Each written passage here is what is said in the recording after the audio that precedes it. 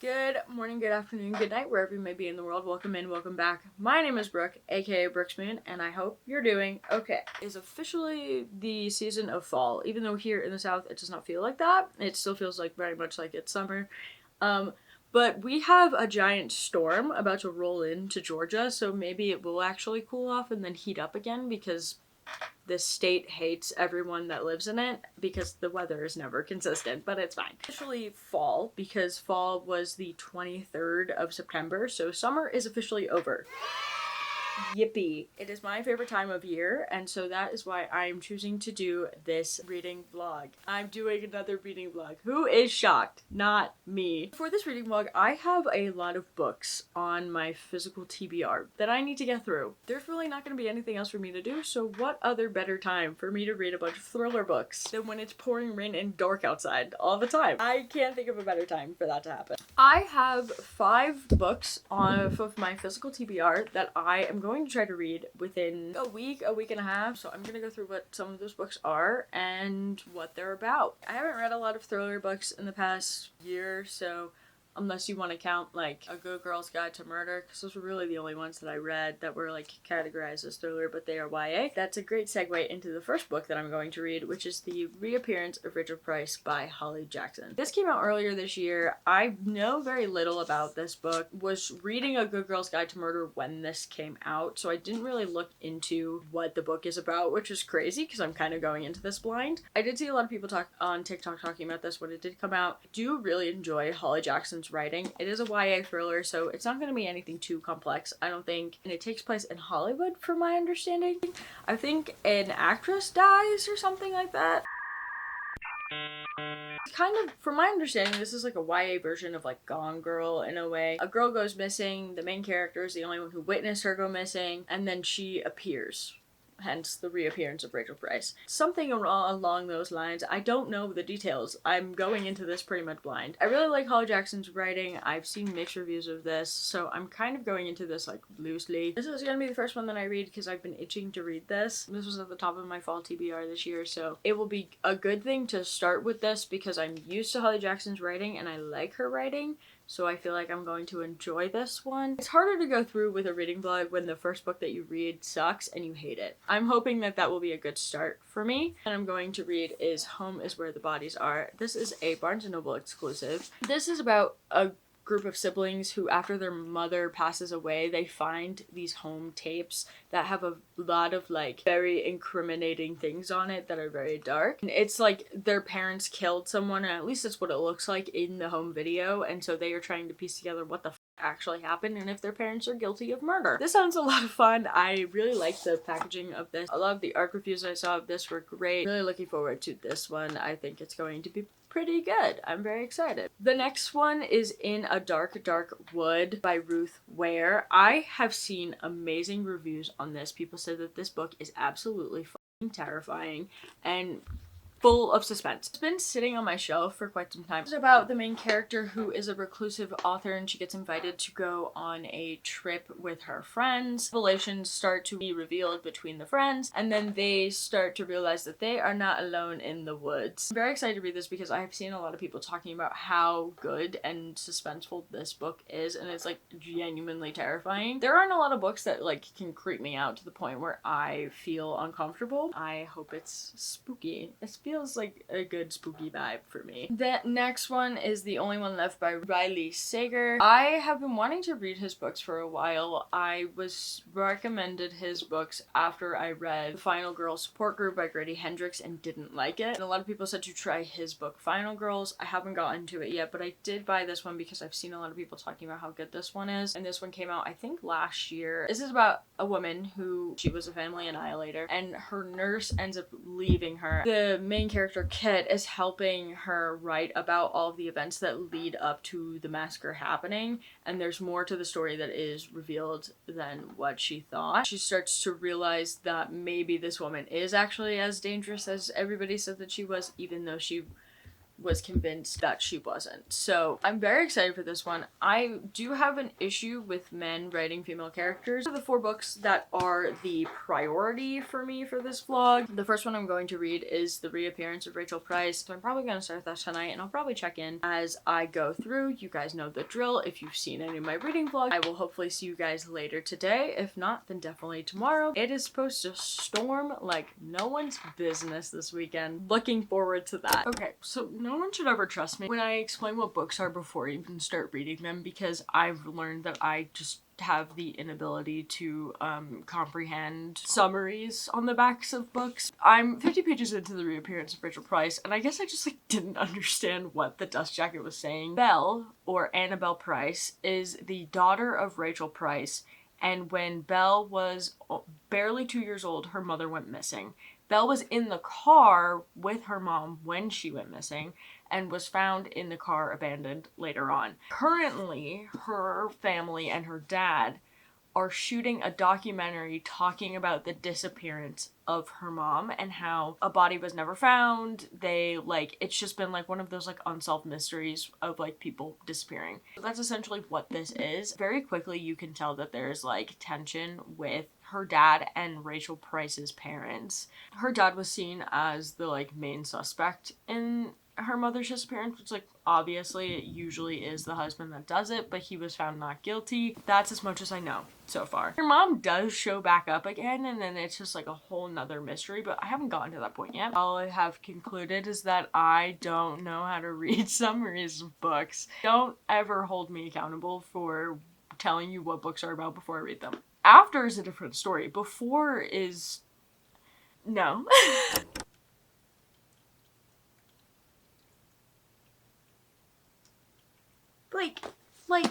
I don't... what the f*** is going on? I am halfway through right now, okay? Halfway through.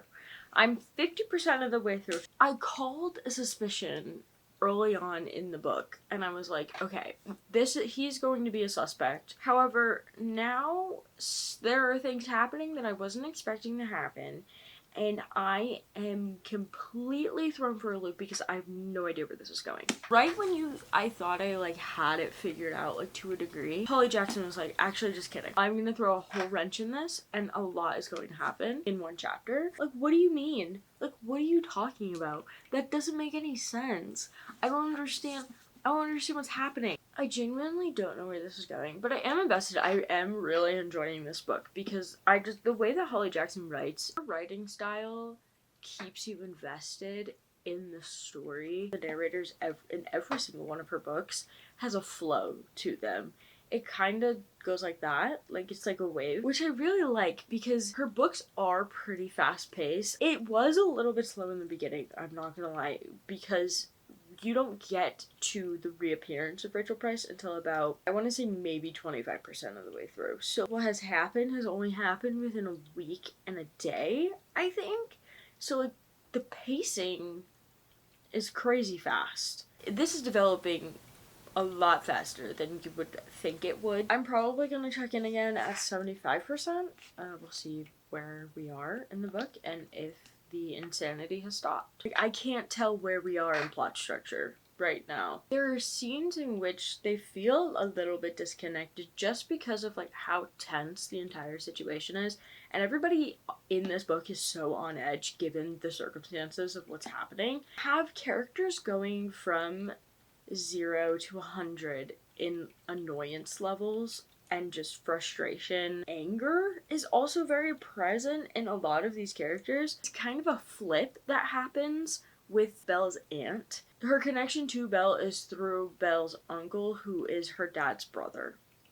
I don't know if that made any sense, but it's not like she's Rachel's sister, is what I'm trying to get at. Tension that is between her and Rachel, to me, right now, feels unjustified because of how she reacted when Rachel first came back. It's very weird. People are flipping on a dime. There's a lot going on very quickly, but it is a Holly Jackson book, so I shouldn't expect anything less than that. YA books tend to be a little bit faster paced. That's a very broad statement. Please do not take that to heart. Something else is gonna the Uncovered to be thrown into the mix. And I don't know if I'm prepared for that. Hello! Okay, so it's the next day. I have finished this. This is done. I have finished reading The Reappearance of Rachel Price. I have a lot of thoughts that I don't really know if I can completely verbalize them right now, but that has to do with the fact that I just genuinely had no idea what the fuck was going to happen in this book. It's the first time that I've read a Holly Jackson book and had no idea where it was going. I have usually been able to pinpoint her writing style and like how she plans books out very well, just because this is the last of her books that I needed to read, so I have officially read all of her books. Rating it 4 stars out of 5. I cannot tell you why this book made me cry a lot towards the end. There have only been a few times where Holly Jackson has made me cry, and this book was definitely one of them. But I thought it was very well done. There was a lot going on. There were a lot of details. You had to like put pieces together. Like, I can't entirely process what really happened because the way that it just like twisted and turned, not what I was expecting in the slightest, but it wrapped up very well, but I wasn't expecting it to, because there were so many things, so many little pieces and details and stuff. I had a feeling of what I knew what was going to happen in this book, and then something else occurred, and then it entirely changed my perception and understanding of what the would be going on. Took it in stride because I genuinely didn't really know what to expect, and I'm very glad that it was a case in which I couldn't fully know what was going to happen next. I didn't really like the main character that much. Belle was really just mean for the sake of being mean a lot of the time, which I didn't really vibe with. I felt like the justification that Holly Jackson was trying to use for why Belle was acting the way that she was, to me, didn't feel like enough. And I think it's just like, if she had at least a few moments of just like genuine kindness, it would be different. That's why like the relationship between her and Ash to me felt very random when certain things happened at the point in which they happened, but also like the way that Belle like talked, it was like she didn't like anyone ever. Relationships between Belle and like the other characters to me felt very underdeveloped and not fully there, and just like her character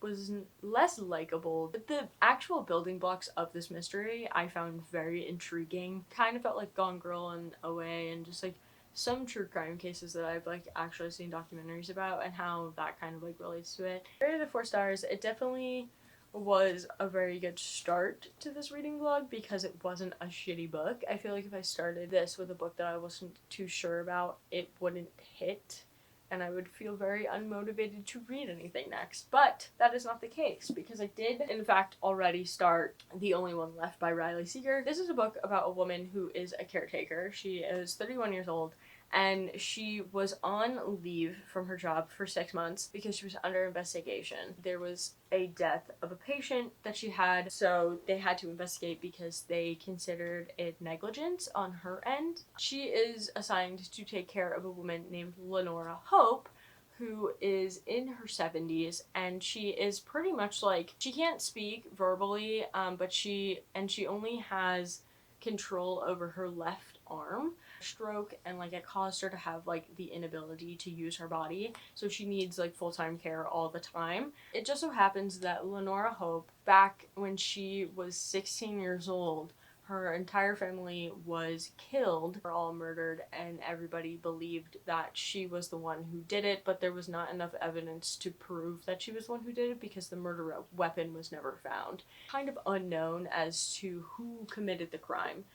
Lenora Hope is kind of like a town legend in that case of like the murder and everything that happened. So when Kit is assigned to work as her caretaker, she knows exactly who she is, and she is honestly a little wigged out and a little freaked out because she's caring for a woman who allegedly killed her entire family. Happens that there is a typewriter that Lenora has, and she's able to type on with Kit's assistance. So that is the best way for Lenora to communicate to Kit because she can't speak. It takes place in the 80s, which I didn't realize until I was like maybe 20 pages into the book, but it does say it on the back. I just don't know how to read the backs of books, as we have learned previously. I do like his writing style, and I'm very hesitant to read books when it is a female point of view written by a man. However, reading this does not feel like that, if that makes any sense. It's very interesting, very engaging, and I'm about 25% of the way through already, so I lied. I'm 100 pages in, not 50. I'm 100 pages in. We'll see how it goes. I will check in with the 50% benchmark on this book like I did for the last one. It's significantly smaller than the first one. I think I read the longest book first, so I'm hoping to breeze through the rest of these. I'm really liking it. I think the element of suspense is very well done in this, which to me is the #1 quality for thrillers. If the author has a shitty way of maintaining suspense, I kind of get checked out of a thriller very easily. I like being freaked out and like the author being able to maintain suspense, because Holly Jackson does it beautifully, and so far Riley Sager has been doing a good job as well. So, because there's also like passages in this book that are juxtaposed with Kit's point of view of Lenora's writing, of what she's written and what happened on that night. But it's very cool because it's like a book within a book. But I really like it so far, and I will have more thoughts later. Hello, it is the next day, and I am finally done with The Only One Left by Riley Sager. I forgot to check in when I was at 50% of this book, just because I'm really bad at recording. I did in fact finish it. It is done. It is complete. I really enjoyed this one. I wasn't expecting to enjoy it as much as I did, because I've seen a lot of really good reviews for this book, but I was kind of hesitant because a lot of the time when I see that, sometimes I'm misled. I was pleasantly surprised. It was pretty short. I say that it was like over 350 pages. I like being able to have a book surprise me, and I hate when I'm able to predict things. Like, I feel accomplished, like, oh my god, I was able to predict it, but it kind of makes it less fun for me when I'm right. I was very shocked by the twists and the reveals that happen in this book, which it takes a lot to do for me, because I'm very good at, like, picking out details and connecting dots very easily, so that's just who I am as a person. I really liked it. I rated it 4.5 stars out of 5. There were parts where I was like, it's more of like a 4. And then I was like, yeah, it's a 4.5. And then it went back to being 4. And then the ending like really solidified that it was a 4.5 for me, because it was insane. So much happened in such a short period of time, and then things just kept happening until the very, very last page of this book. The first 2 books have been bangers so far, but it was so cool to have a villain that is an old woman who is like incapacitated, because Laura Hope is over 70 years old. She is paralyzed. She cannot talk. She can barely move. Like, she's unable to do anything, and so the fact that Kit constantly kept going back and forth being like, it's her, like, she is the villain in this, and then she would have to be hit with the reality of like, no, it can't be, because she's literally an old woman. In the horror and thriller genre, the use of like older people as a threat is so real, and it's like you really do think that it is her for the longest time. And it's just like, I'm not gonna spoil anything obviously, but it's like, you going into this book with this cliche within the horror genre, being a person who enjoys horror pretty consistently, had expectations going into the book with her character and like what her character would consist of, if that makes sense. I had assumptions of her character and also assumptions of Kit's character that, like, going into the book that that were challenged as I was reading it, so I really like that. Praise for this book is entirely warranted. It was really cool. I also think this would be a book that would be really good to listen to in addition to reading it. I wish I listened to parts of it just so I could like experience what it was like to listen to it as an audiobook. This is a higher rank than The Reappearance of Rachel Price, the best one I've read so far, and I'm now trying to decide which one I'm going to read next. I think I'm gonna go ahead and start Home is Where the Bodies Lie. Dark Dark Wood is gonna be the last one that I read. I'm going to go ahead and start this tonight. I'm very excited. I don't believe it's definitely shorter. There are 249 pages, but it is also a hardback, so it's bigger than the other two books are. So I'm kind of expecting to get through this quickly as well. We'll probably check in tomorrow with my thoughts on this. I'm going to try to get maybe 150 pages read. I'm off for the next 2 days, so I'm expecting to either get this done by tomorrow or the day after. Anyway, I will see you guys very soon with more thoughts. Hello! It's the next day. I am 50% of the way through. A little bit more than that. I don't know how to feel about this quite yet. Don't like it as much as the first two that I read. Far too much going on. Are you being for real? I feel like there's like far too much going on in this. I can't really. It's just like she's switching POVs a bunch, and then on top of that, different time periods, and like you're getting the POV of her mom who dies within the first like 10 pages of the book, but from the past. I don't really like how the story is laid out. I don't think you need all of her siblings as point of views. I think if it was just Beth and like maybe the point of views from her mom from the past, I think it would be more cohesive.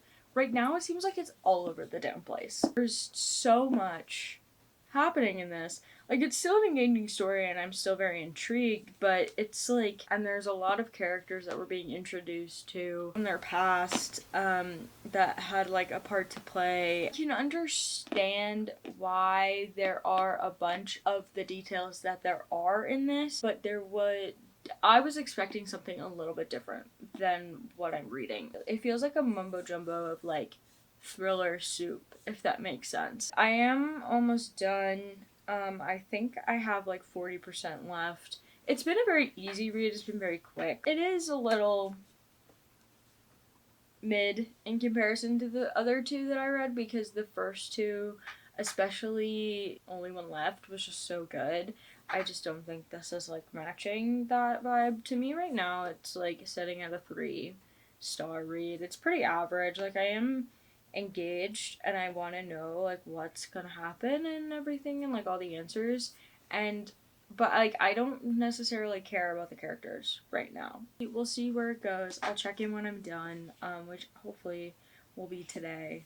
I really just want to get this over with. This is definitely getting me in the spooky mood, which was kind of the whole point of this vlog in the first place, was to do that. So it's working. Like, I just want to watch horror movies and like dive deep into Halloween stuff. Almost done with this. Well, and then we'll get to the next one, which I've heard fantastic reviews for, so I'm very excited to read that one. I don't know. I just don't know if her writing style is for me, or it's just the way that the story is laid out. That's all for me for now.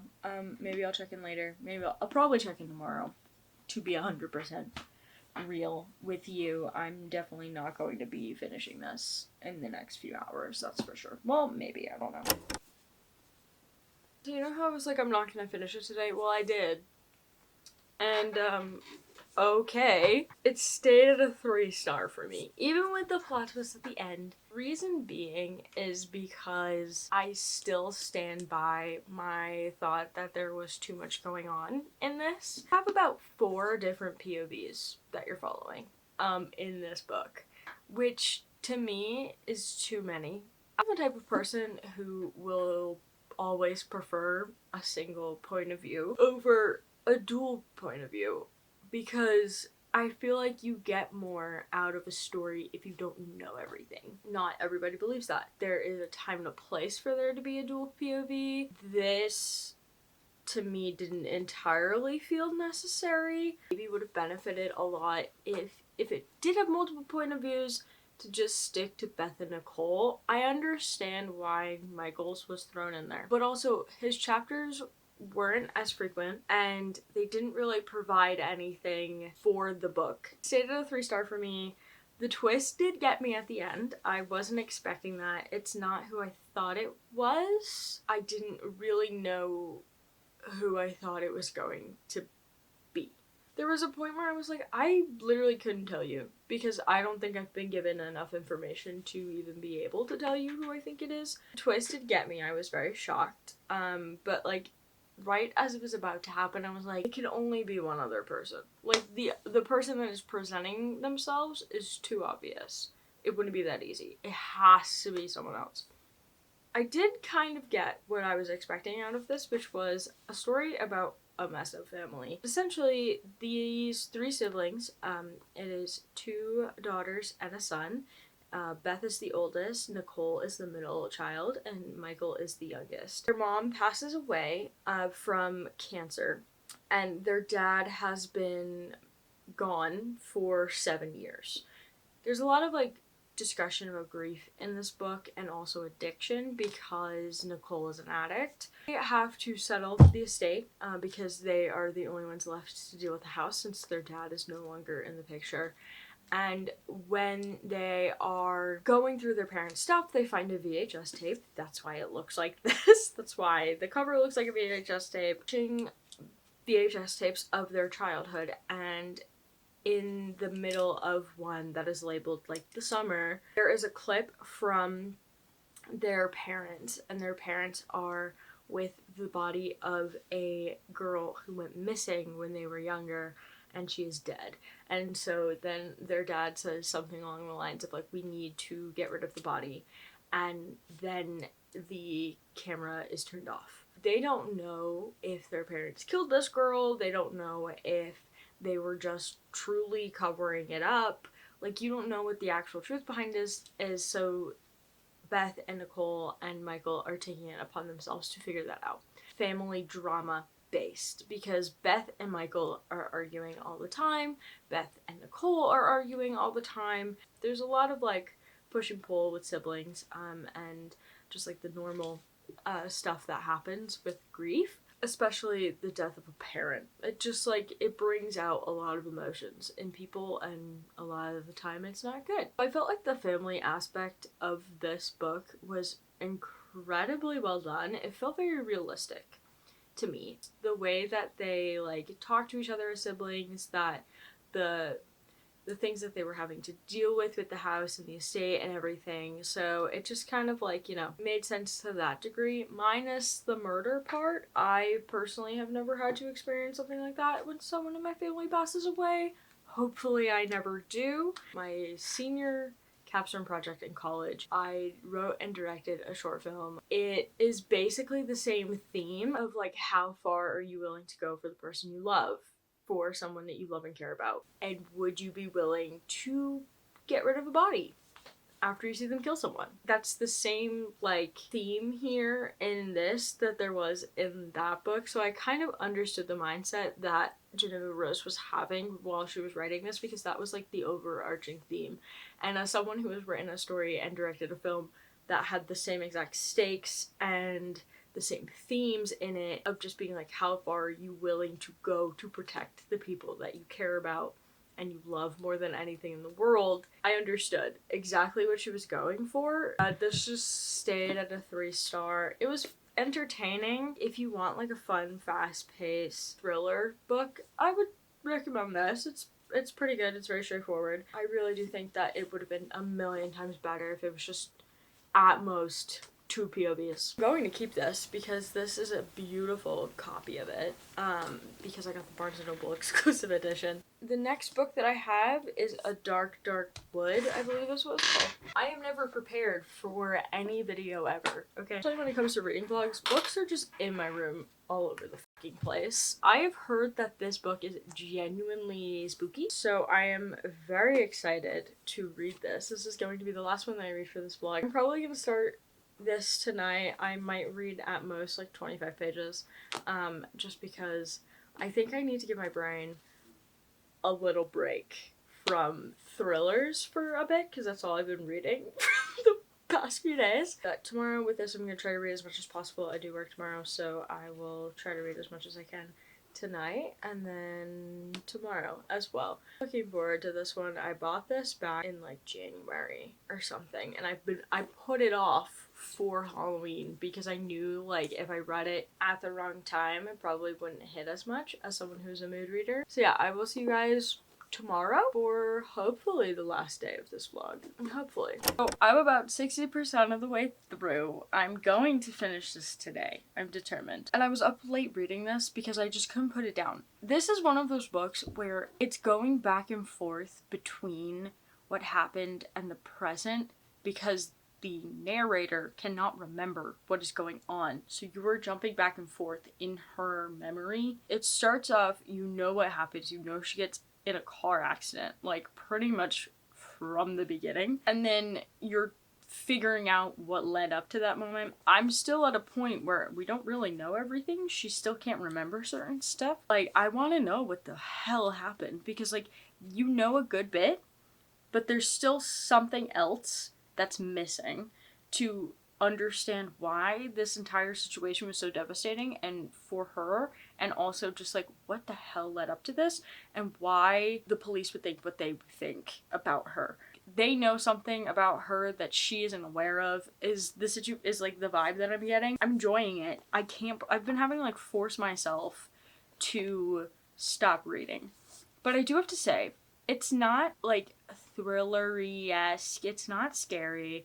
There is a little bit of suspense, obviously, for it being like a mystery. I wouldn't say it's as like spooky as the other ones. This is probably second in suspense. Kind of unnerving. They're in the middle of the woods in this house that's really modern and a lot of glass, so you can see out. It's like someone's like watching you, which to me gives me very much The Watchers. I don't know if you guys have seen that movie. It wasn't great, but they're kind of like secluded for this like basically like bachelorette party type thing. Also, they're in Britain. That's the other thing. I was like, I didn't know this was taking place in the UK until I started reading it. And I was like picking up on UK slang that I'm familiar with. And I was like, this is not an American author. It's sitting at like a 4, I think, at the moment. I just really want to know what the hell happened. Ware does a really good job of using suspense in her story. So we don't have more information than she does. So we are truly experiencing it through her. Like, we're on this journey together. Like, this is a group effort at this point. Like, I don't hate the narrator. At first, I wasn't like the biggest fan of her, and then like the more things were happening, I kind of understood. And also just like some of the other characters in this book are insane. Like, actually, like unhinged, need help. I have been enjoying this. It's not as scary as people were like, it's really scary. Like, it will keep you up at night. And I'm like, girl, no, it's not. I'm like a little unnerved and freaked out and uncomfortable, but that's just because she's using suspense in a very good way. Like, it has nothing to do with like the fact that like it's scary. Like, there's no like scary thing, if that makes sense. Like, I don't know the best way to kind of like explain this. Thriller wise, I think it's more mystery than thriller. It is a thriller for sure, but I just think it's not as much of a thriller as some of the other books. I don't know. That's just me. Definitely finishing this today, and then I will probably tomorrow I'll give my last thoughts on this, and then my like final recapping thoughts on all of the books. So we'll see. You know, it's serious and it's the end of the vlog when I'm on the floor by my bookshelf.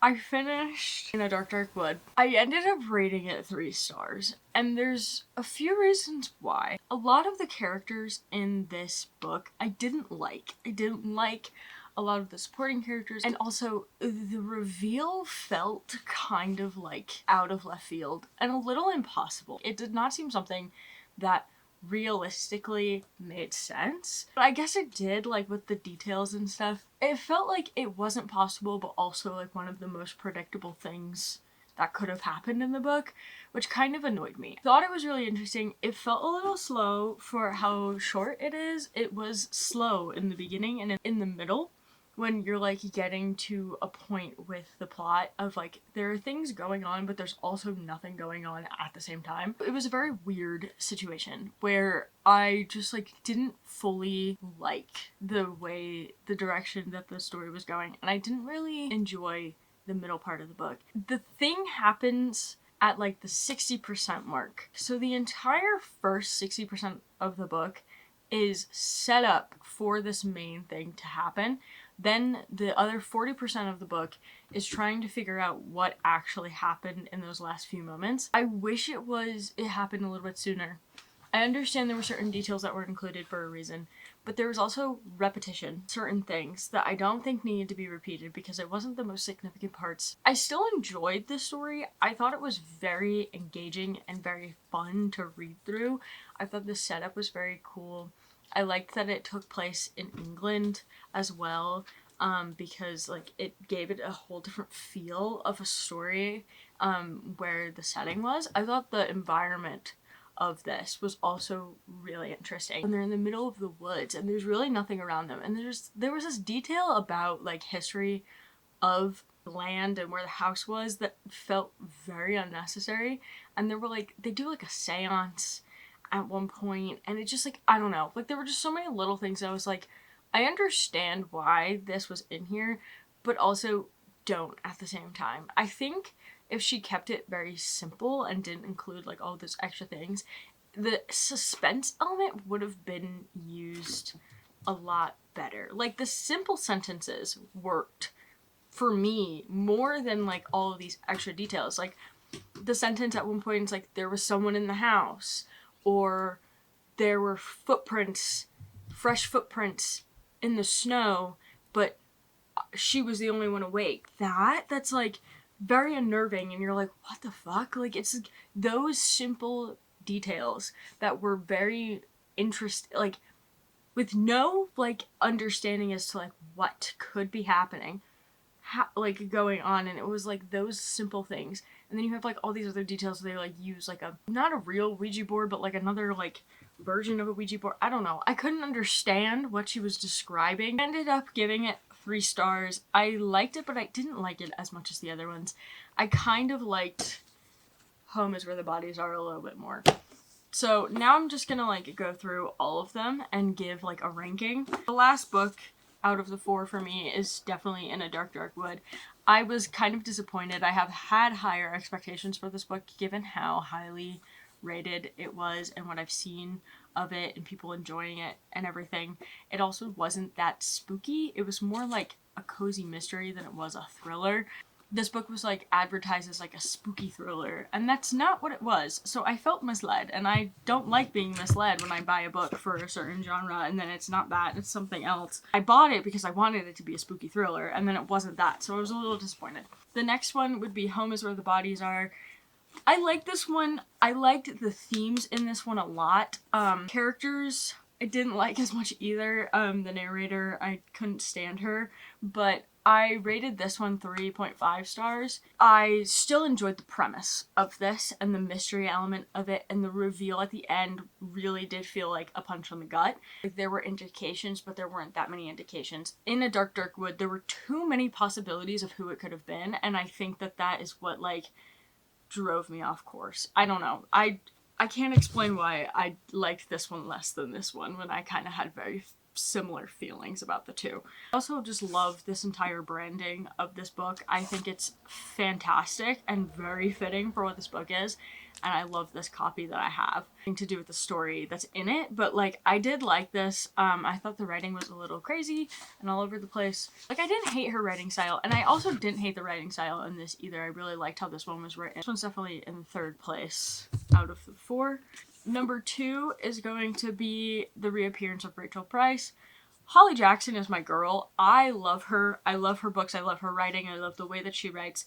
This one was definitely a lot longer than her other books. There were a lot more details and pieces in the story, but I did enjoy it. I really liked the characters. I liked this narrator a little bit more than I liked Red in Five Survive. Not as much as I liked Pippa in A Good Girl's Guide to Murder. But I did like the side characters in this. I thought the story was really engaging. I thought it was really like an insane mystery where I had no idea where it was going once we got to a certain point in the book. So I really enjoyed this one. It was funny. It was witty. She's very self-aware in this one, which I thought was very silly because usually when authors do that in books, it like takes me out of the plot. But I was actually laughing because she just did it in such a not extremely direct way, but just like the way it was incorporated in the narration I thought was really fun. So it just like worked a little bit more. It was meta to the right degree. I saw like mid hype for this one, so I feel like me giving it a 4-star rating is very normal and average and just like the regular like realm of ratings that it received. It definitely wasn't as high as her other books, but I still really liked it. I really enjoyed it. In the number 1 slot would be The Only One Left by Riley Sager. This was rated 4.5 stars. I'm still thinking about this one. The plot twists in this, the way it was set up, the storytelling in it, I thought was so well done. It was so well put together. The environment was really interesting.